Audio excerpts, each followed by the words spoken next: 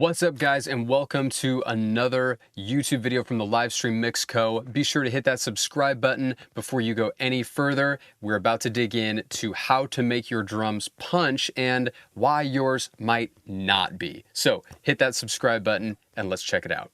Okay, so we've got a session pulled up here. I'm so excited for you guys to hear this. These are drums from popular Nashville drummer Jacob Arnold. Jacob is one of the best. He has some of the best tones in the industry, and I love getting to work with his stuff. This is a track from a church called Christ Church in Arizona. They have a worship group called Vintage Worship, and they've given me permission to let you guys hear these tracks. This is taken from their song, The Praise Is Yours, and these are the tracks that Jacob recorded for them.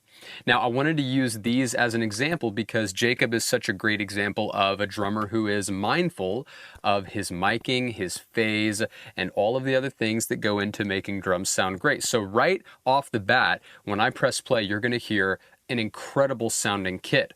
Now, all of these EQs are 0. There's nothing going on here. These are just on here for later in the video when I want to show you a couple things. So first, let's take a listen to these tracks just so you guys can hear what's going on. You'll notice we've got the direct sound over here. We've got the toms.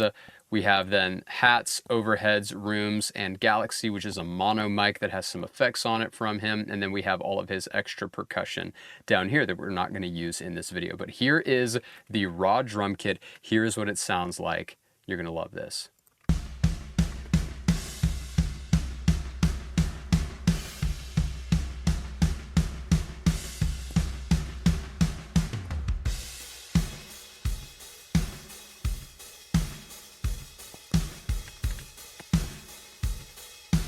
I'm going to mute the rooms.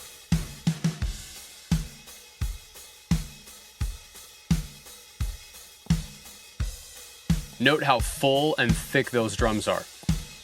I'm going to mute the overheads.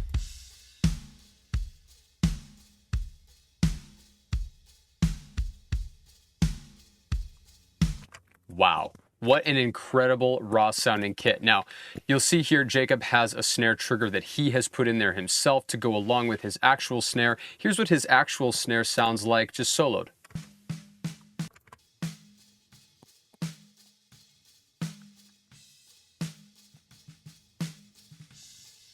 And here is what his kick sounds like.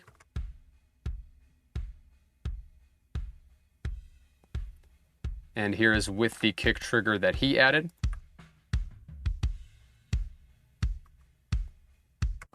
Now, when I first started getting drum sessions like this, that sounded this great, and I started mixing them, I went through a few different levels of naivety, as you can imagine, everybody does. But my first instinct when I got these was like, oh my goodness, they sound amazing. But then I put them in the mix and I quickly realized they just weren't gonna pop out like I hoped.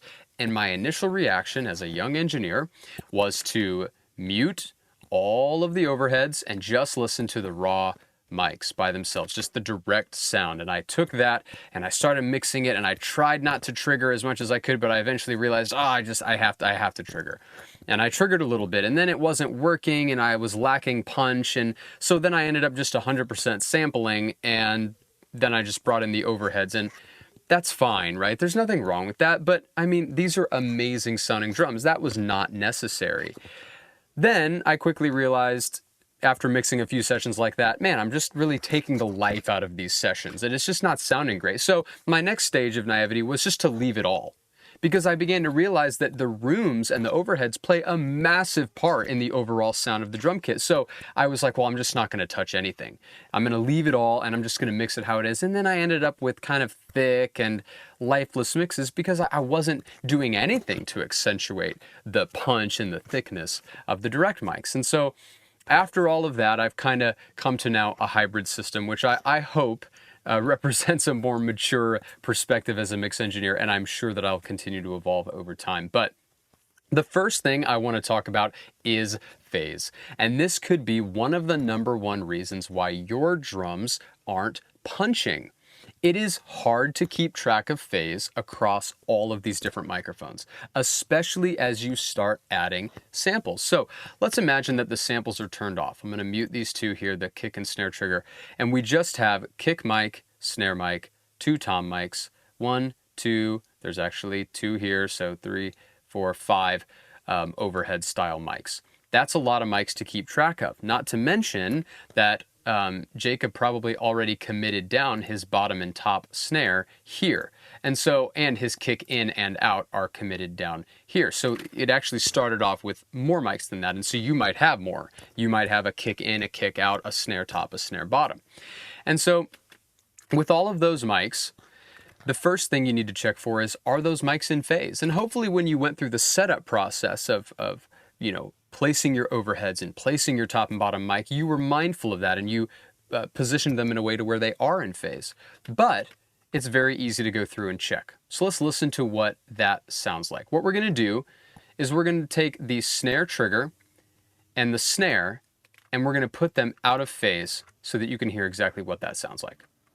What we're going to do is we're going to open up Pro Q3 on one of the snares, and we're going to purposefully flip the phase so that it goes out of phase, and then I'll bring it back in and you can hear what happens.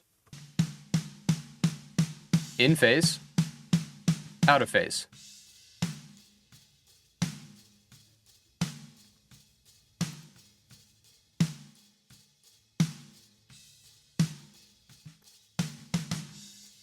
There, it's back out again. In, out, in. So what did you notice? I'm sure that you noticed an immediate attenuation in the low end. The fundamental of the snare was no longer coming through when we brought it out of phase. And that's what you're going to notice every time. You're mostly going to notice phase in the low end. But as you can see, that is a huge difference. And if I had this out of phase for this whole song, the snare is not going to punch at all. Let's hear how it sounds with everything. The snare is out of phase right now.